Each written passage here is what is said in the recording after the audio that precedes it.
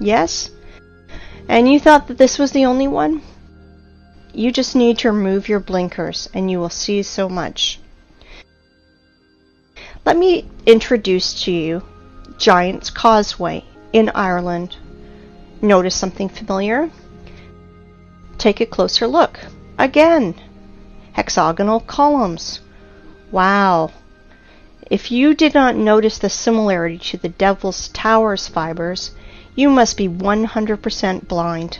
This is the same giant stump, but now it did not come out of the ground. This tree grew right on the sea's shore. The Giant's Causeway consists of almost 40,000 columns of such geometrical proportions that all the bees in the world would be jealous. Of course, all nerds declared it to be a national nature reserve. Like I mentioned before, as one person named Wake Up Human said, it is an apogee of the cynicism to name quarry waste as a national park. In which connection is quarry waste here? I will say later, but guess what the official science bleats about this Irish stump? Giant's Causeway is an area of about 40,000 interlocking basalt columns that result of an ancient volcanic eruption. Volcanic eruption! Please tell me how to stay calm and not erupt in a fountain of swear words in the direction of this science society. It is hard, very hard, but I will try because our enemies only want us to do it. I have only two questions. First of all, how many years was C.C. Campbell in a coma? And second, why do bees' honeycombs not declared as a result of an ancient volcanic eruption? Because they are not distinguishable at all. It's no less strange why street sidewalk tiles are not declared as a result of an ancient volcanic eruption. Show me a single difference, nerds. And now I'd like you to come back to our old method and compare Giant's Causeway, but this time with real lava. I want you to remind you how lava erupts and flows, and this is how it congeals. And now let's compare Devil's Tower.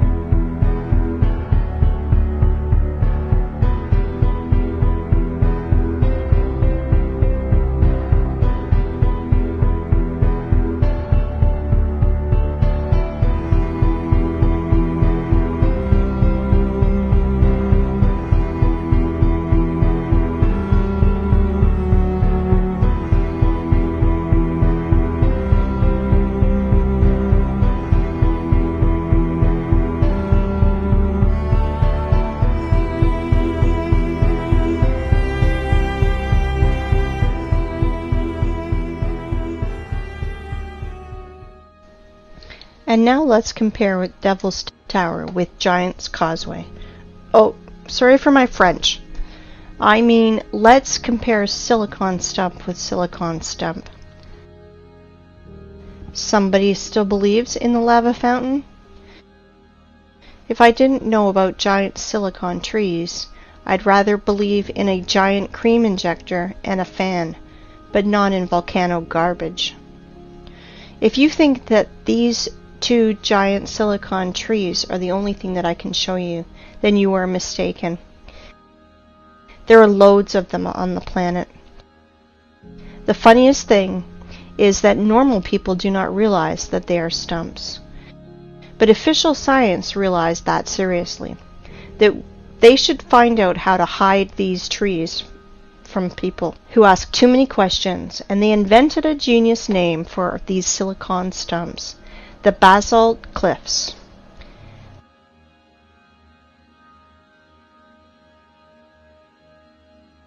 I want you to pay attention to these two pictures where fibers hang from the ceiling. How can volcanic version explain that? Lava was dripping, but its drops did not fall to the ground.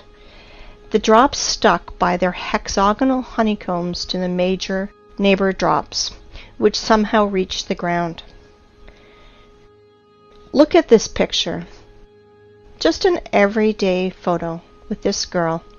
It's good. But the only thing she does not realize is that she's sitting near the stump of a silicon tree. All artifacts are in plain sight, but the prism of the matrix do not allow us to see 9 dolphins. There are tons of silicon stumps in the network. You can research this topic yourself. Google will help you. Let's move forward. I want to introduce to you one more hexagonal miracle of the Earth that is of silicon nature. I want to introduce you to the biggest salt lake in the world, Salar de Uyuni in Bolivia. As you can see, not everything is so simple as it is written in textbooks and shown on the Discovery Channel. Our tradition wanted to show you what Wikipedia is telling us about these hexagons. But the fibers of silicon stumps, Wikipedia is changing it a bit. About the hexagonal structure of South American Lake, it is keeping silent, like a fish, like there's none of them. But they are there, absolutely there. You won't believe it, but Wikipedia is not the only thing that's silent.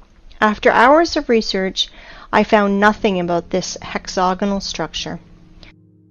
And only in one place I found a single phrase, like, "Look, how interesting this dried and cracked salt." And then I fell into a stupor. First of all, under the blazing sun's rays, every surface cracks like this. But not in hexagonal shape, like honeycombs. Secondly, cracks are deepenings between the fragments of surface, but I see elevations. And this is opposite to the cracks. It looks more like fiber fascia, like the silicon stumps one. And the third thing, why is all the salt surface in exactly a hexagonal shape? If the official story is not a sensible explanation, let me tell you my opinion. As Wake Up Human says, there are no salt lakes, just sludge settling tanks. I agree with him, but this is not the case. And here's why. I think that you've already realized that honeycomb's hexagonal shape is an attribute that belongs exclusively to living organisms. Either is the possession of a queen bee, snowflake structure, or plant's fiber. As we see with our own eyes, Salar de Uyuni is not just a giant layer of salt. It was a living being of the silicone form of life, which was scraped out by the adepts of technocracy, by their machines.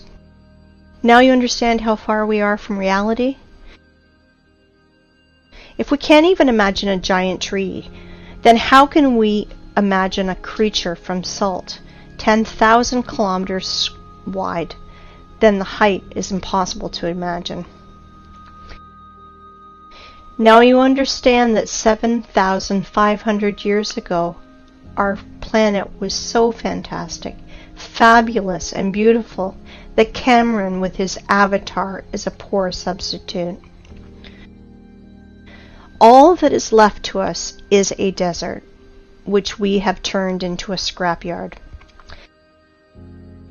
And what I mean by saying scraped out by their machines, well, to be short, while our society was sleeping in this matrix, working 9 to 5 hours a day, doing useless things, dreaming useless dreams, our planet was literally being scraped out, and they are scraping it out now with their giant graders and machines. I will show you later.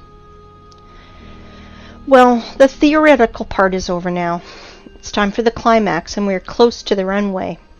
But before, we should return to our first stump and see one strange thing. I bet you did not notice. We saw many stumps, but this one is special. It has a flat surface on top, which means it was cut down. Yes, exactly, cut or sawed. And now our imagination is asking us, who cut it?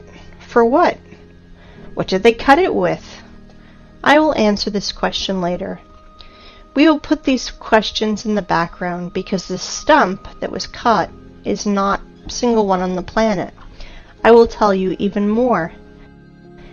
Devil's Tower is a small one compared to the others. Boys and girls, our aircraft is ready to fly. Of course. Well, we have no course. We will fly around the planet. Fasten your seatbelts and better hold on to the handrails, because everything you will see will overturn your notion of rocks and mountains. Let's go! While we're flying, let's play a game. Find 10 differences. Though there are only 2 differences, material and size.